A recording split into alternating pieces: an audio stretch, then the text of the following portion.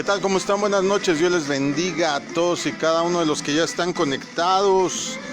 Gracias a Dios es viernes lluvioso. Dios les bendiga, que estén muy bien, es nuestro deseo. Mi nombre es Israel Chapa. Esta es una transmisión totalmente en vivo de la comunidad cristiana Masada Dulam. Se encuentran esta noche aquí en casa la familia Sechit Chapagato, Axamaday, Idalia Castro, Lara Castro. Bueno, reciban un abrazo, una bendición a donde quiera que estén.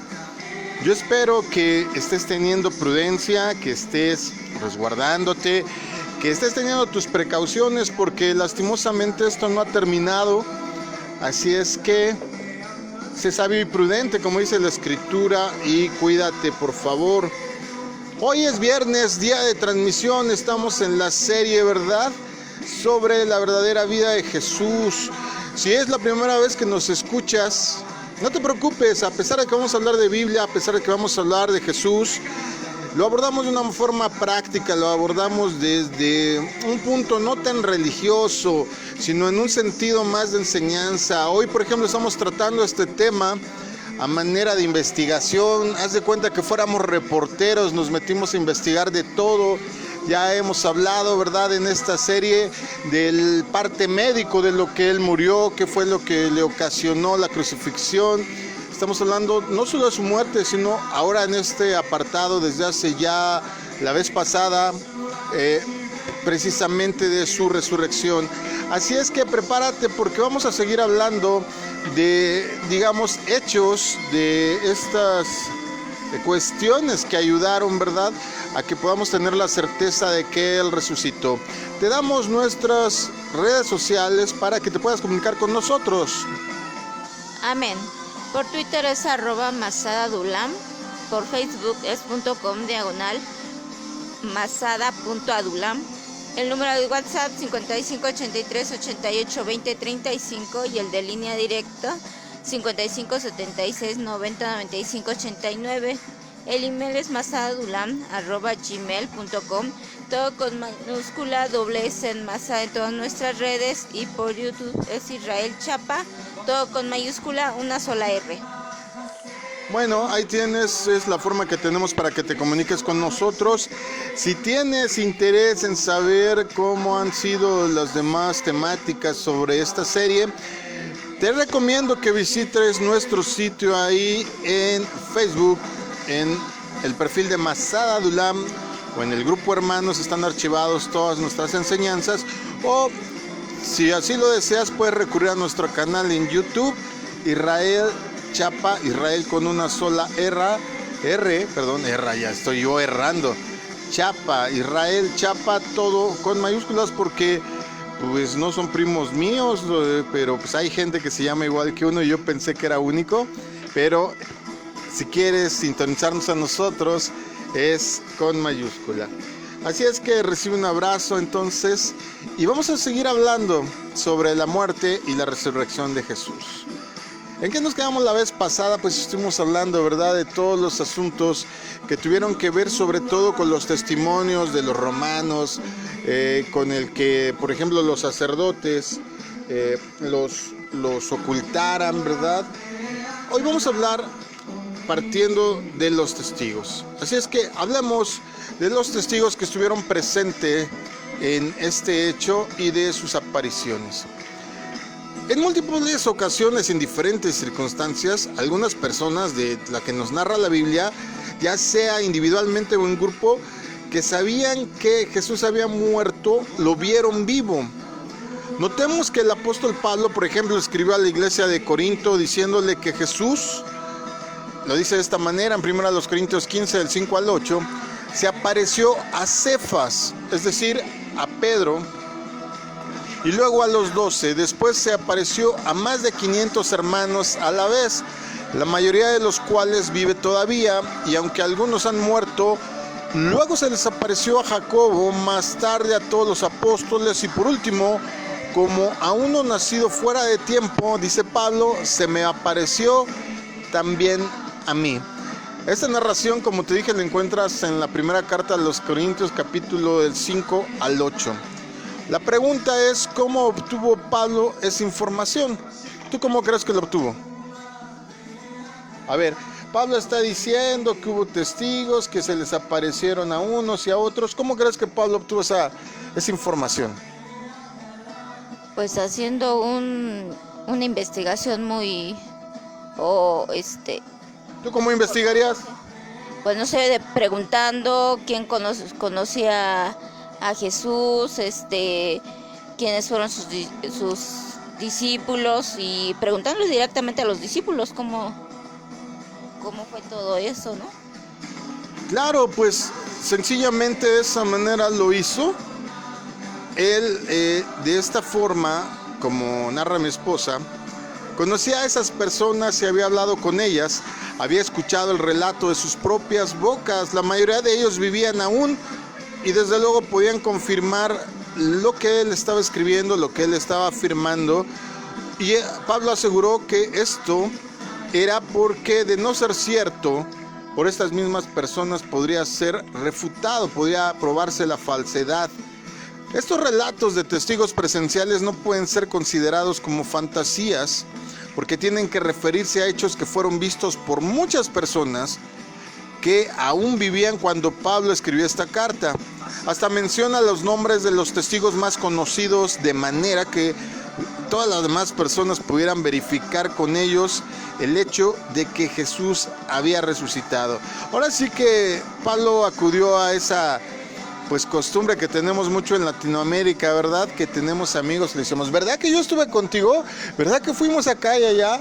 Entonces, Pablo recurre a todos estos testigos, escribe sobre el asunto, e inclusive dice que, pues, ahí están los nombres, por si alguien quería o pretendía poner en cuestionamiento la veracidad de lo que él estaba diciendo. Todas las apariciones de Jesús después de su resurrección que se mencionan en los evangelios fueron, y esto es bien importante, de cuerpo físico. Cuando se apareció a sus apóstoles les preguntó, ¿por qué estáis turbados? Y vienen a vuestros corazones estos pensamientos. Estoy narrando solo un párrafo de Lucas 24, del 36 al 43. Él les dice, ¿verdad? Mirad mis manos y mis pies, que yo mismo soy. Les estaba confirmando, no se confundan, pálpenme, véanme. Y les dice más, porque un espíritu no tiene carne ni huesos. Como ven, yo sí los tengo. Inclusive cuando había ahí por ahí todavía alguna suspicacia de ellos, les pidió comida y comió delante de ellos, por si todavía tenían por ahí alguna duda que dijeran, ay, no, es que no vaya a ser el petate del muerto. No, vaya a ser algún doble o no sé, algún parecido, un primo, un hermano. Y luego tenemos también el caso en que se apareció a todos sus apóstoles, incluso a Tomás, quien al parecer no estaba en la primera ocasión. Tomás estaba más incrédulo que todos, tú sabes la historia. No estaba dispuesto a creer a menos que viera las heridas de Jesús con sus propios ojos y las palpara con sus propias manos. Esto nos lo puede narrar, o más bien nos lo narra la Biblia, lo puedes consultar en el Evangelio de Juan, capítulo 20, del 24 al 29. Pero este mismo Tomás, que tenía ahí sus dudas, quedó totalmente convencido cuando Jesús se apareció a todos ellos y específicamente le dijo a él, a Tomás, que comprobara que era el mismo Jesús al que él y los otros discípulos habían conocido desde hacía por lo menos 3 años. En otra ocasión Jesús se les apareció a los discípulos en la playa del mar de Galilea, ¿te acuerdas? Tal vez lo has leído. Esa vez obró un milagro, preparó y comió con ellos un desayuno. Mire, ya estos, ¿te acuerdas? Lo has leído, fueron a pescar, no pescaban nada, de repente el Señor les dijo cómo le hicieran, y ahí ya mientras Él les preparaba su pan tostado, su filete de pescado, 3/4, no muy cocido, de manera amable, reprendió a Pedro, ¿te acuerdas? Por haber vuelto a la vida que él tenía antes, es decir, a su vida de pescador, en lugar de dedicarse a cuidar a la iglesia. Era algo sumamente importante y sobre todo se lo encargaría después. Lo podemos leer en Juan 21, del 1 al 23.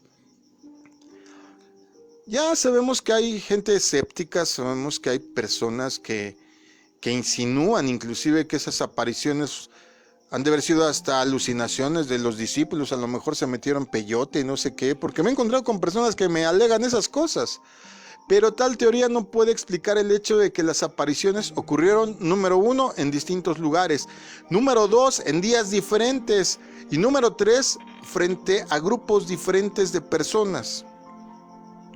Jesús se apareció de manera que fue muy convincente para todos los apóstoles. Estas apariciones, estas llegadas inesperadas, no le dejaron duda a ninguno de ellos, incluso a Tomás, que era el que más dudaba, quedó convencido, y esto que causó que se mantuvieran firmes en su posición de que él había resucitado, que era el mismo Jesús que habían conocido. Una de las pruebas más grandes, si no es que la más grande, es de su resurrección, es el impresionante cambio que ocurrió en la vida de los discípulos. Piensa esto.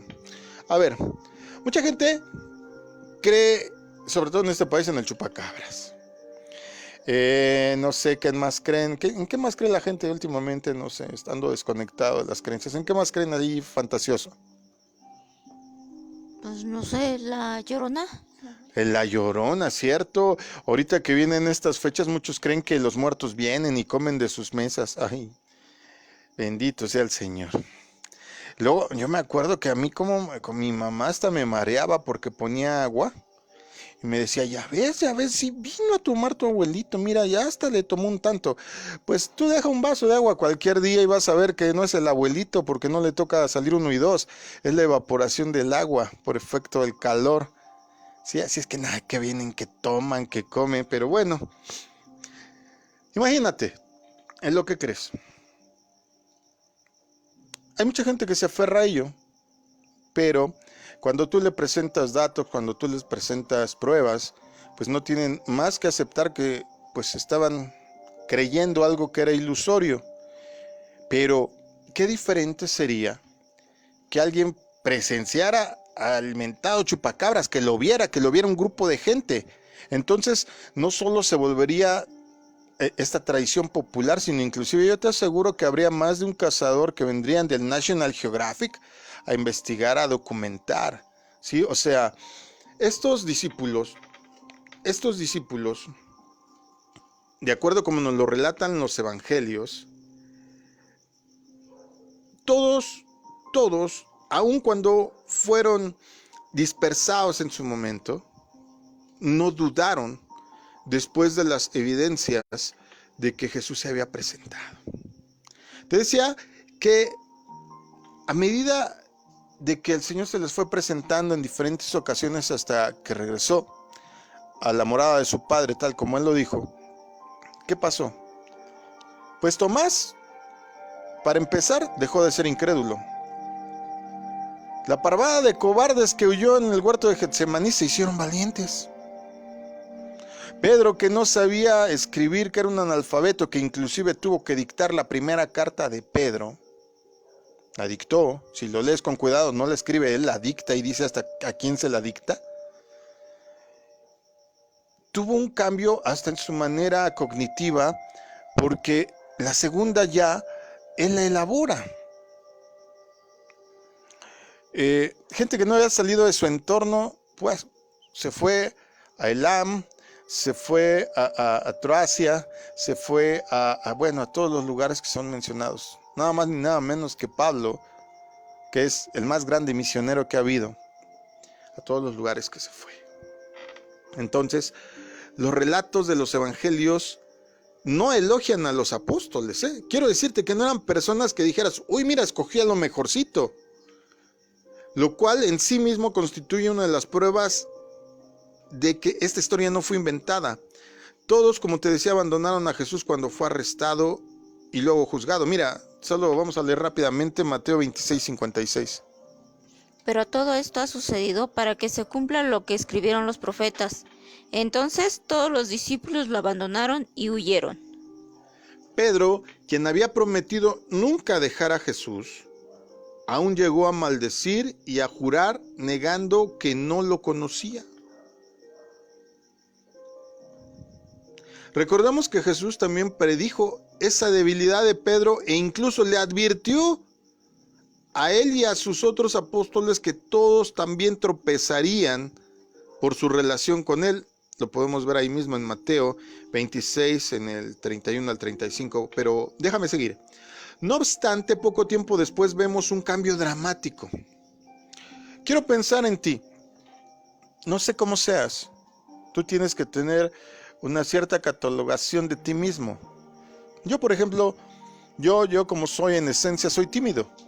Sí, me oyes hablar ahora así como si nada, inclusive predico en la iglesia, inclusive nos han invitado a otros lugares, inclusive a otros países a compartir la palabra, y gracias al poder del Señor, gracias a la evidencia, a la seguridad que uno tiene de que Él resucitó, que Él respalda, que el Espíritu Santo pone palabra en la boca de uno, es que uno va, porque yo en mi esencia soy tímido, aunque no me lo creas. ¿Cuál fue el detonador de ese cambio? Pues la seguridad de lo que leí, de lo que creí, y hasta el día de hoy sigo creyendo. Encontramos que los apóstoles empezaron a hablarles a grandes multitudes. ¿Te acuerdas? Al principio se escondían.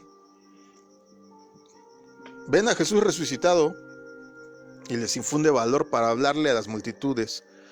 Ellos decían claramente que Jesús había resucitado entre los muertos. Ahora, lejos de huir, estos tremendos se enfrentaban a los dirigentes civiles, a los dirigentes religiosos, les recordaban el hecho de que Jesús había sido ejecutado por ellos y les planteaban en su carota que Él había resucitado. Desafiaron la amenaza de ser encarcelados y continuaban predicando acerca de ese hombre llamado Jesús. Lo puedes leer en Hechos 4, del 1 al 23. Quiero ahorrarnos un poco de lectura, quiero ir a la esencia. Valerosamente soportaron azotes, amenazas de muerte. Ellos seguían dando el mensaje. Jesús estaba vivo y Jesús es el Mesías. En pocas palabras es lo que decían. Puedes leer la historia en Hechos 5. Te estoy narrando buena parte del libro de los Hechos. Aunque solo unas semanas antes habían negado conocerlo siquiera, ahora no podía nadie detenerlos de pregonar lo que obviamente sabían que era verdad. ¿Tú te atreverías a sostener algo que supones, que crees que te contaron si no te constara? Yo no sé si te gusta el chisme, pero a mí no. Y yo jamás me atrevería a comentar algo que me dijo el primo de un amigo, que oyó por ahí, que inclusive lo leyó en Twitter. No. Si a mí no me consta, no lo difundo. Y estas personas hablaban de esa manera, con esa fuerza, porque obviamente sabían que era verdad. Su nueva e inquebrantable convicción, aún ante la prisión y la muerte, que hay muchas personas que se amilanan cuando les dicen, pero te voy a llevar a la cárcel o te voy a matar. Mira, ya nos tocó andar en la sierra y que nos amenazaran. De verdad. Ya nos tocó que en Oaxaca le pusieran precio a nuestra cabeza, hasta nos sacaron fotos en un evento con esos telefotos, o ¿cómo se llaman? Esos obturadores largos que tienen las cámaras especiales. Y increíble, pues hay muchos casos en Chiapas hace algún tiempo. Búscate lo que pasó en un pueblo llamado San Juan Chamula y te puedes dar cuenta que en verdad cuando tú tienes la convicción y la seguridad de que Dios es Dios, de que Jesús es el Cristo, es el Mesías, ha resucitado, te viene un valor no sé de dónde, te viene una seguridad no sé de dónde.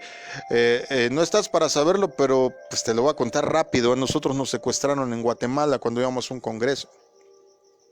Traía mi camioneta llena, venía un pastor de Colombia, venían el pastor de Oaxaca mismo, venía una hermanita de Oaxaca, venía un hermano de Guatemala, bueno, venía mi esposa, venía un hermano conmigo, el hermano Edgar de aquí de México. Íbamos casa llena, nos secuestraron, nos llevaron camino a El Salvador, nos despojaron de todo y al finalizar de todo, pues nos amarraron, ahora sí que como dice el chiste, como puercos, ¿verdad?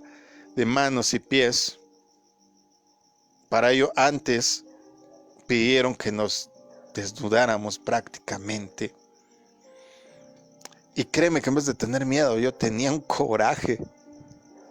Y yo sabía que no iba a morir a mí ahí, porque mi Dios vive y es fuerte. Y porque a mí Jesús no me dijo nunca que me había levantado a predicar para morir. Y aun si así fuera, pues imagínate, directo y sin escalas, a dormir tranquilo, porque sé que cuando resucitara me iba a hablar directo, el Señor me iba a decir: bien, buen siervo y fiel, no te amilanaste, no tuviste pues incertidumbre, temor ante la muerte. Hay mucha gente, la vasta mayoría, se amilanan ante la sola idea de estar en la cárcel. Recuerda que Pablo pisó cárcel sin necesidad de ser culpable. Este valor, esta convicción, solo se puede explicar de una manera. Estos apóstoles que nos narra la Biblia, que nos narran los evangelios, habían visto vivo a Jesús después de haberlo visto muerto. ¿Qué mayor garantía? Que te dijera el que te había comentado durante 3 años y medio quién era, y tuvieras el cumplimiento de lo que él te había dicho. ¿A qué le puedes tener miedo después de eso? Cuando me dicen cómo hemos librado tantas cosas, algún día testificaré, o si algún día terminando quieres visitarnos en la congregación, con mucho gusto puedo testificar de todas las cosas maravillosas que nos han pasado de la mano del Señor. La más reciente, hace algunos años, pocos años, 2 ya, ¿verdad? El Señor nos levantó y nos sanó del cáncer. ¡Wow! Dios es bueno. De un osteosarcoma en el cráneo. Ya si de por sí en cualquier parte del cuerpo es difícil, en el cráneo. ¿Cómo no va a hacer uno estas cosas? ¿Cómo no va uno a dedicar el resto de su vida a Jesús? Y finalmente la vida misma. Porque aquel que ha vencido la muerte nos ha dado promesa. Por eso yo entiendo bien a estos discípulos. Si ellos solo hubieran sido participantes de una gran farsa, dime tú, así con tu sentido común, ¿podríamos creer que habrían ofrendado su vida por algo que era totalmente falso? ¿Tú qué crees? ¿Tú ofrendarías tu vida? ¿Estarías dispuesto a morir por una mentira? ¿Sabiendo tú que es una mentira? ¿Morirías por un fraude? O como dicen aquí en México, ¿te morirías con la tuya? Aunque estuvieras mal. Yo estoy seguro que estos hombres no.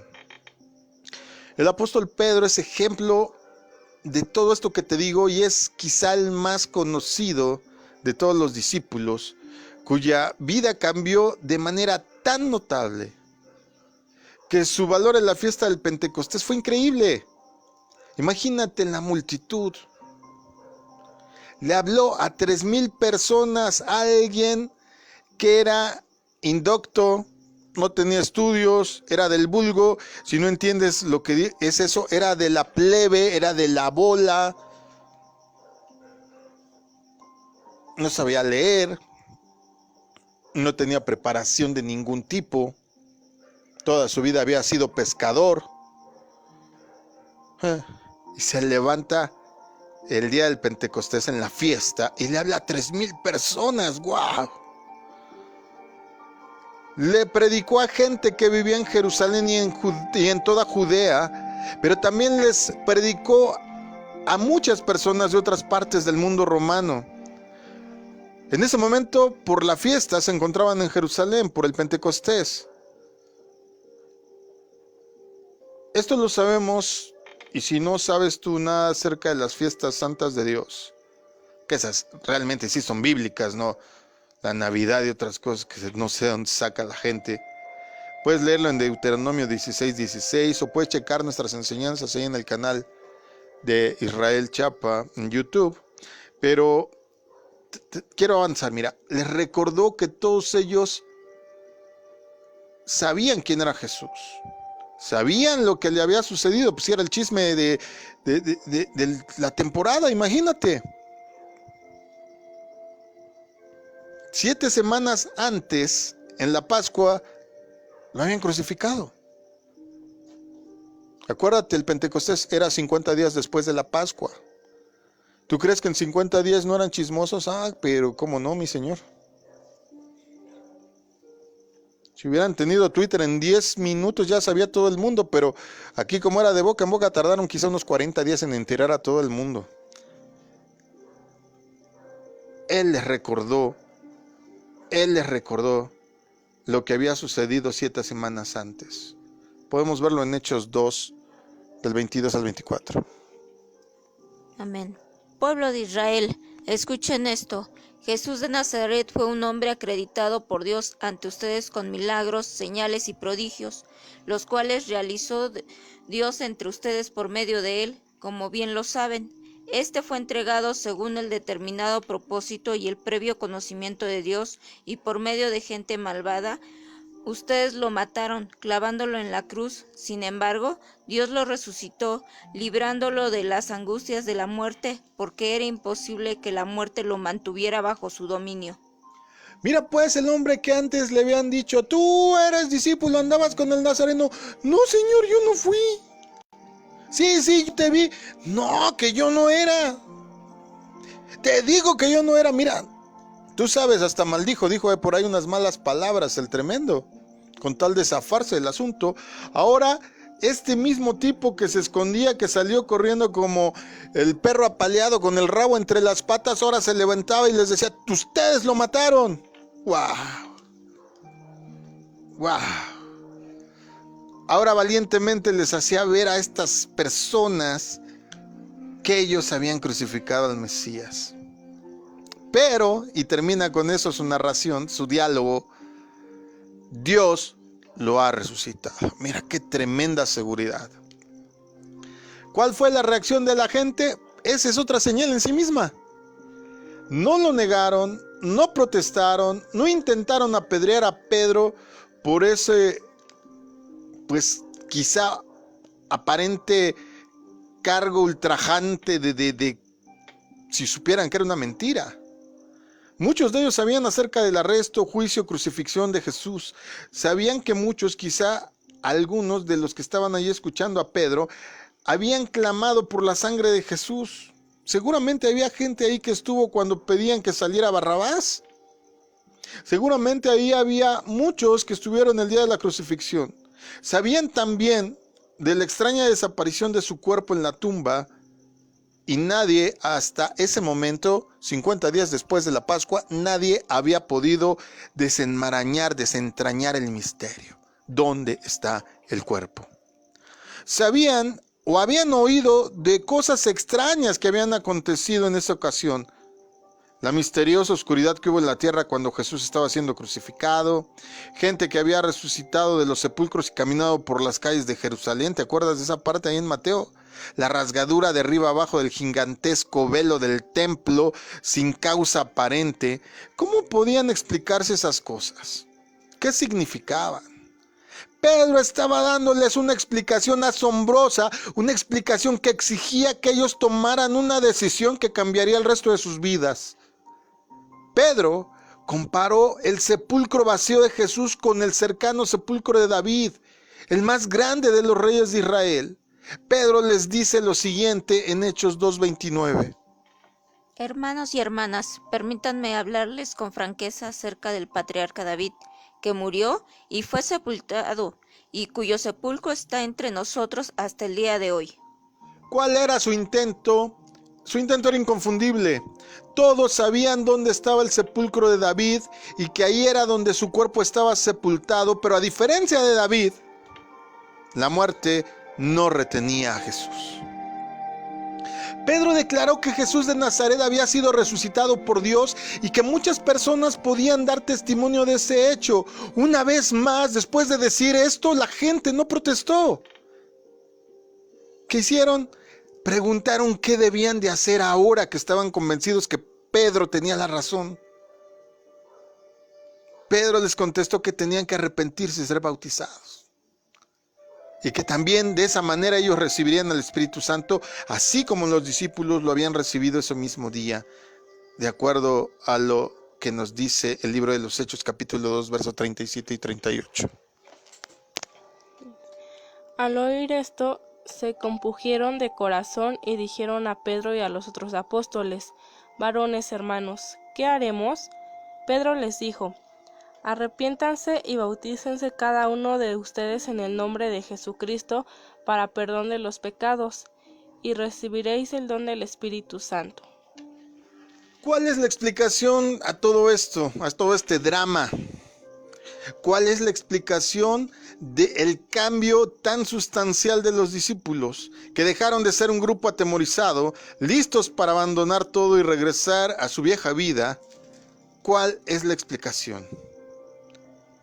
Es dramática en sí, porque Jesús les dejó una dramática y poderosa prueba: una tumba vacía y luego múltiples apariciones corpóreas. Al Señor no se apareció en espíritu ahí como algo etéreo. Lo pudieron tocar, lo pudieron palpar. Se sentó y comió con ellos. ¡Wow! Hombres comunes y corrientes con vidas normales como la tuya y como la mía, a quienes habían instruido durante 3 años y medio, y que no obstante eso habían negado a su maestro y le habían fallado enormemente, de repente se transformaron casi de la noche a la mañana en líderes dinámicos de una iglesia que habría de desafiar al antiguo mundo pagano, enfrentándose en contra de él. La parvada de cobardes se volvió gigantes. ¡Wow! Yo quiero ser como esos.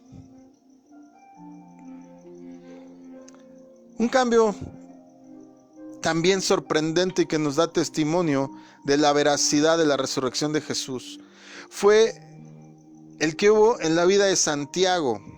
Si no sabes quién es Santiago, autor de la carta de Santiago, medio hermano de Jesús.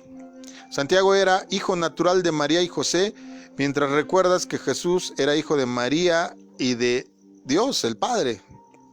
Notemos cómo un escritor como J.P. Moreland describe el suceso de la vida de Santiago conforme están registrados en la Biblia y en la historia contemporánea.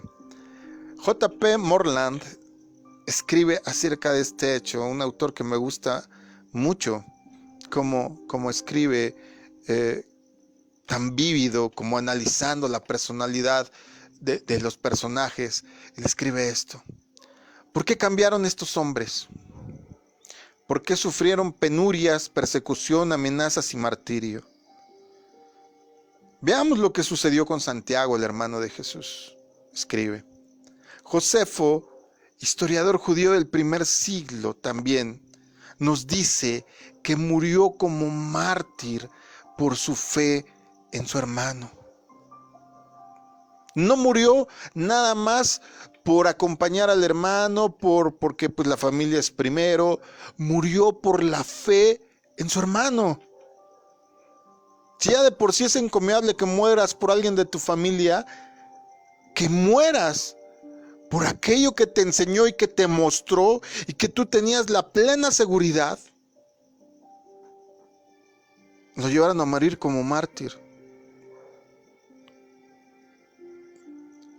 El mismo medio hermano que antes de que él muriera, lo registran los evangelios, no creía en él. Inclusive se le oponía. Ese mismo Santiago, ese mismo Jacobo. Porque es la traducción al griego. Ese mismo que se oponía, que seguro cuando crecieron juntos decía: este está loco. Ahora murió como mártir, asegurando que lo que había enseñado su hermano era verdad. Imagínate. ¿Por qué cambió? ¿Qué pudo lograr que un judío creyera que su propio hermano era el hijo mismo de Dios? ¿Qué logró que estuviera dispuesto a morir por esa convicción? Ciertamente no fue por una serie de hermosas enseñanzas de un carpintero, ¿no? Solo la aparición de Jesús a Santiago puede explicar esta transformación. Viendo el sufrimiento, viendo todo lo que él padeció, viendo cómo quedó y en qué estado quedó su cuerpo. Si ya de por sí el ver el sepulcro vacío ha de haber sido sumamente impresionable para Santiago. Fíjate que nos dice primera carta a los Corintios 15:7, cómo lo narra el apóstol Pablo. Después apareció Jacobo y después a todos los apóstoles. Solo la aparición de Jesús a su hermano Santiago, a Jacobo, puede haberle dado esa fortaleza, esa seguridad, ese impulso para morir como mártir. Como sucedió con Santiago, así sucedió con cada uno de los discípulos. Quien niegue la resurrección nos debe de dar una explicación de ese cambio. Porque si me dijeran, es que fue una disfunción psicológica, de lo que me quieran decir, póngale el nombre que quieran al estudio, al trauma, al síndrome psicológico que sea, que pudo tener una persona. Pero tantas.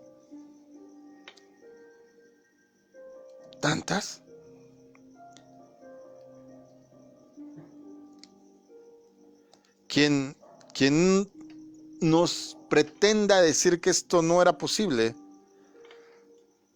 que este cambio no era posible, no le hace justicia a los hechos históricos. ¿Quieres leer más sobre este asunto? Te recomiendo un libro, Franqueando la ciudad irreligiosa, no Y religiosa, irreligiosa con I latina, doble R, es una sola palabra. Franqueando la ciudad irreligiosa. Pero hablemos quizá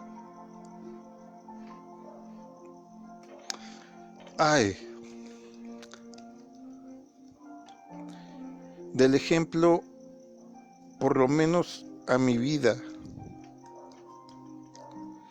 más poderoso de un cambio. Porque yo me identifico mucho con Pablo. Quiero hablarte de Pablo, el perseguidor transformado.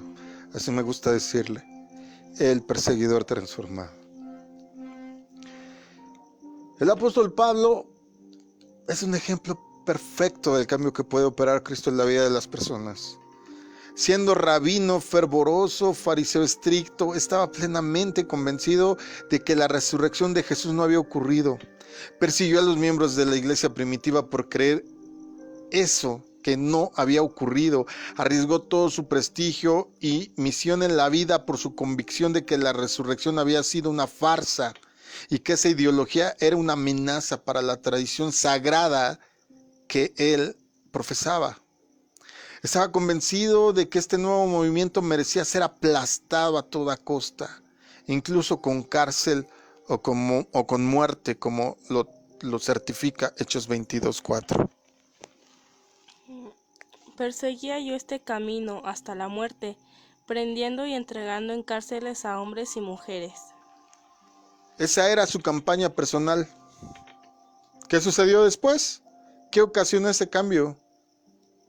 Jesucristo mismo se le apareció y le habló. ¡Wow!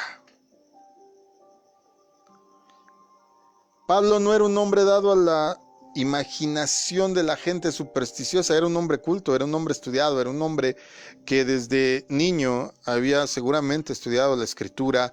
Podríamos decir que era un teólogo, pertenecía a uno de los clanes más estudiosos que existían en ese momento, a los fariseos, inclusive pertenecía al Sanedrín. ¡Wow! Solo 70 personas podían pertenecer al Sanedrín.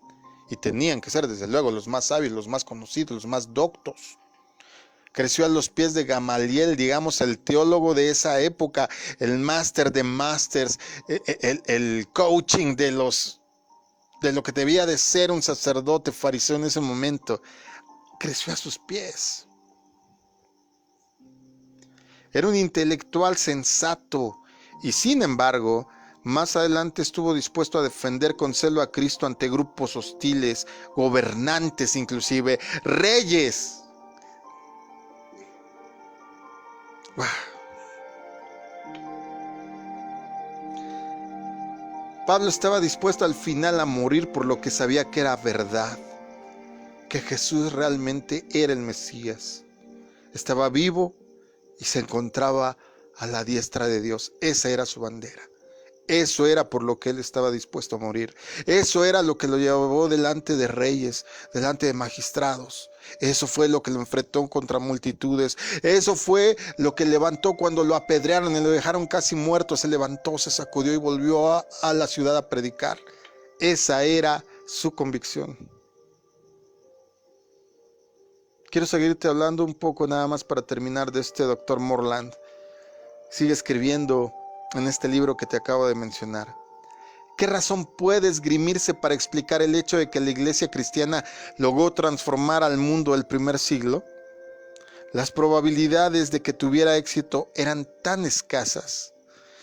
En el primer siglo existieron varias religiones y en algunas de ellas se podían encontrar aspectos del cristianismo. Pero ¿por qué tuvo éxito el cristianismo? Particularmente cuando era una fe tan exclusivista que no veía con buenos ojos el sincretismo. ¿Qué fue lo que inició la iglesia? Nunca hubo una forma de cristianismo que no hiciera hincapié en la muerte y resurrección de Jesús divino. La resurrección de Jesús es la explicación que la propia iglesia dio y es la única que verdaderamente debe de ser la apropiada. ¿Qué inició la iglesia? La muerte y la resurrección de Jesús. ¿Qué sostiene la iglesia hasta hoy? Esta convicción. Porque si yo no estuviera seguro de este hecho, yo no tendría razón de ser, de estar sacrificando horas para preparar temas, tiempo para estarte hablando y quizá a veces algunas carencias, algunas decepciones, tristezas y tal vez hasta enfermedades. Pero el entender que la resurrección de Jesús es la única explicación es suficiente. Hay otro más que te quiero mencionar, otra persona más, un erudito, C.F.D. Moule, así se abrevia su nombre.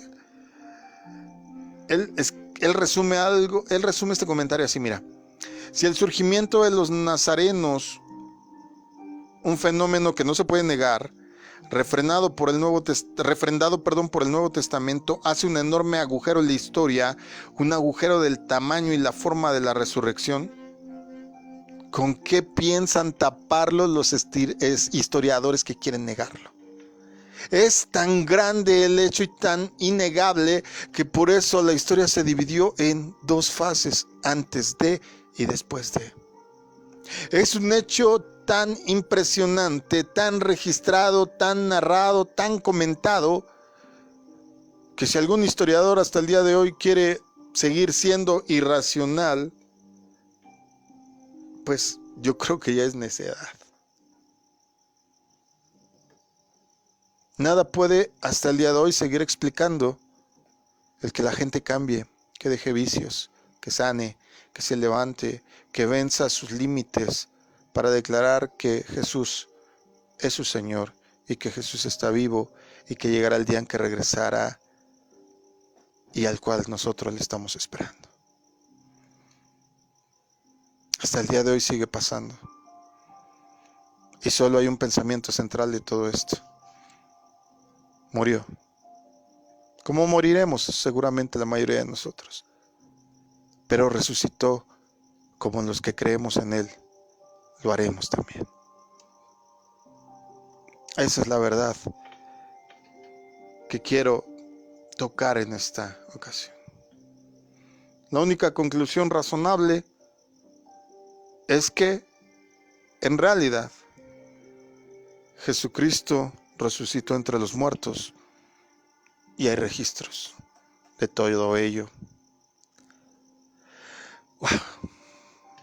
Y no me refiero a los históricos. Cada vida de éxito, cada vida levantada, cada vida restaurada, cada matrimonio restaurado, cada joven adicto que se endereza, cada persona egoísta, egocéntrica que se reforma solo por la idea, por el conocimiento y por la seguridad de que Jesús resucitó, son muestra viva que nadie puede refutar. Como diría Pablo, de todos los pecadores, yo primero, así yo también a veces lo digo. Como te decía, algún día te explicaré algunas cosas, te narraré algunas cosas. Pero yo por eso me identifico mucho con Pablo. Yo sé que es verdad, porque lo he vivido en mi vida. Y si todavía no es tu caso, ojalá lo puedas vivir en la tuya. Cristo salva, sana, levanta. Y aunque estés muerto un día, por la razón que sea, si creíste en Él, si te esforzaste,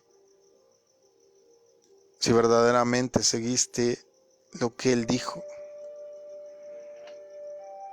no te avergonzarás el día que lo tengas frente a frente. Espero que estas palabras no las dejes pasar, que las reflexiones, que las medites. Si quieres, dúdalas, pero investígalas tú mismo, porque no hay nada mejor que a uno mismo le consten las cosas. Eso sí, me atrevo a prometerte una cosa: quien tiene un encuentro con Jesús nunca vuelve a ser igual, o mejoras, o tristemente, en el caso contrario, serás de aquellos que corran avergonzados el día que Él regrese. Yo espero que seas el primer caso. Pues quiero dejarlo ahí. Tal vez no me tomé todo el tiempo, pero si tú pudieras sentir el ambiente aquí, wow, ¿cómo poder negar su presencia? ¿Cómo poder negar su presente aquí en medio de nosotros? Él lo prometió: donde estén 2 o 3 en mi nombre, ahí estaré yo. Gracias, Señor. Mi nombre es Israel Chapa, y créeme que de por sí siempre es un gusto, pero hoy que hay este ambiente tan especial, doblemente un gusto poder hablarte de Él, y ojalá lo dejes entrar en tu vida si es que no es así. Esta noche también estuvieron Idalia Castro, Axamadai. Chapagato. Clara Castro. wow. Gracias por escucharnos, pero sobre todo gracias por dar a Dios la oportunidad de tomar el acceso a la administración de tu vida. Si ese es tu caso, te felicito, hiciste la mejor decisión del mundo. Y si no, no te tardes mucho. Tú no sabes, no sabemos cuánto dure esta vida, cuánto dure pues todo esto que está pasando, y tampoco sabemos hasta cuándo vaya a ser necesario, ¿verdad?, este hálito de vida en nosotros. Cualquier día nos pueden llamar a cuentas. Que Dios te bendiga, que el Señor te guarde, que Él te mire con agrado, que te extienda su amor, que te muestre su favor y te conceda la paz. Mañana tenemos enseñanza de jóvenes, vamos a hablar de música. Ojalá nos puedas acompañar. Igual, 8 de la noche. Dios te bendiga. Shalom.